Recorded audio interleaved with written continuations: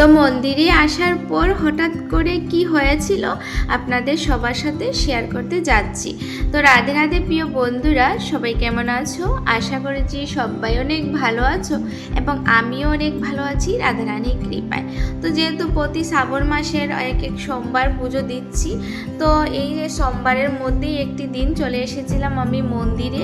আর সেখানে এসে হঠাৎ করে দেখি পুরো মন্দির মানে টিন ফালানো, তারপর মন্দিরের মানে মহাদেবের মূর্তি যা ছিল সেগুলো খুবই এলোমেলো ছিল।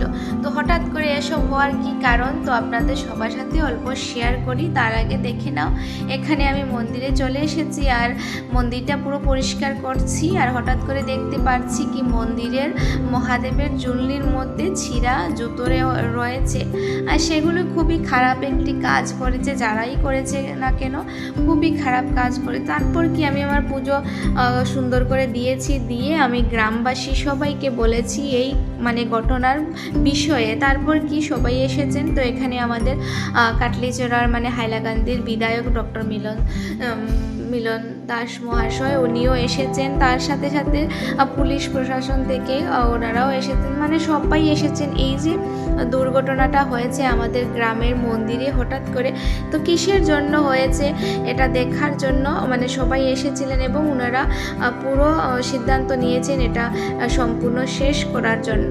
তারপর কি এখান থেকে তো বিকেল হয়ে গিয়েছে, সবাই চলে গিয়েছিলেন। তো দ্বিতীয় দিন সকালবেলা যেহেতু মন্দিরের প্রাণ প্রতিষ্ঠা পুজো হবে, তো তাই আমাকে বলা হয়েছিল সকাল সকাল পুজোয় যাওয়ার জন্য। তো তার আগে সকালের অনেকগুলো কাজ থাকে, তো কাজের মধ্যেই অল্প মুহূর্তগুলো ভাবলাম আপনাদের সবার সাথে শেয়ার করি। তো এখানে দেখতে পাবে প্রথমে আমার ছাগলকে খেতে দেওয়া হয়, যেহেতু প্রতিদিন সকালবেলা ওদেরকে মানে খাবার বানিয়ে তারপর দেই, ওরা খায় খুবই ভালোভাবে। তো সেভাবে করেই সকাল সকাল ছাগলের খাবারগুলো রেডি করে নিয়েছি আর এখন ওদেরকে দিয়ে দিয়েছি, যেহেতু প্রতি সকালবেলা ওরা মানে খাবার খায়, তারপর ওদেরকে বাগানে নিয়ে দিয়ে যাই। এই মুহূর্তগুলাই শেয়ার করলাম। তারপর কি স্নান টান করে যেতে হবে মন্দিরে, আর তার আগে আমার রান্নাঘরের অনেক কিছু কাজ রয়ে গিয়েছিল, তো সেগুলোও শেষ করতে হবে। যেহেতু মাকে বলেছিলাম উনি নিরামিষ কিছু রান্না করে দেবেন, তার কারণে আজকে রান্না নেই। তো আমি এখানে এসে বাসনগুলো পরিষ্কার করতে লেগে গিয়েছি, যেহেতু অনেকগুলো ছিল আর আমাদের রান্নাঘরটা প্রায় অনেকটাই বড়, তো সেগুলো মানে ঝাড় দিতে হয় এবং মুছতে হয়, তো অনেক কিছু কাজ থাকে সকালবেলা। তো সবগুলো কাজ সেরে আমি মন্দিরে যাব, আর মন্দিরে যাওয়ার আগে আমার ঘরের বাকি কাজগুলো সব শেষ করে তারপর বেরিয়ে পড়ব।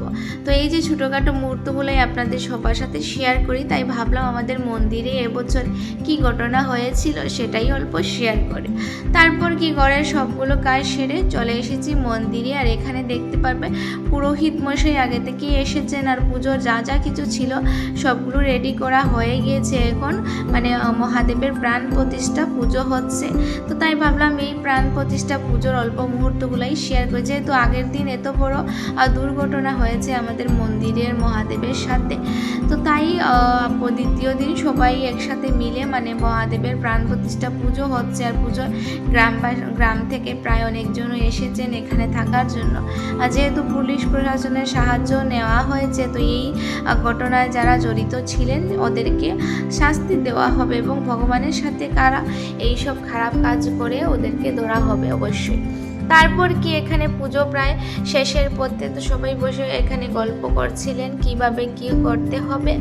আর আমিও চলে যাব ঘরে, যেহেতু ঘরে অনেকগুলো কাজ ছিল। তো কাল আর আজ দ্বিতীয় দুদিনের পুরো ভিডিওটাই আপনাদের সবার সাথে শেয়ার করলাম কি কি হয়েছিল। আর পুজো দিতে এসেই হঠাৎ করে এই দুর্ঘটনা হয়েছিল, তো সেগুলোই শেয়ার করলাম। তারপর কি এখানে পুরোহিত মশাই ওনার পুজো মানে সমাপন করলেন, তো সবাইকে প্রসাদও দিয়েছেন। তো প্রসাদ খেয়ে মন্দির থেকে বেরিয়ে পড়লাম, যেহেতু ঘরের মানে আসতে হবে। তো আমি চলে এসেছি ঘরে, আর ঘরে এসে দেখি মা পুরো নিরামিষভাবে রান্না টান্না করেছেন। তো এখানে ওনারা খেতেও বসে গিয়েছেন, যেহেতু আমার অনেকটাই লেট হয়েছে, সকাল সকাল গিয়েছিলাম আর আসতে আসতে প্রায় 3টে বেজে গিয়েছিল।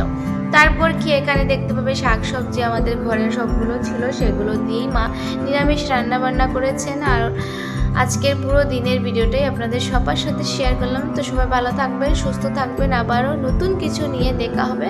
রাধে রাধে সবাইকে, টাটা।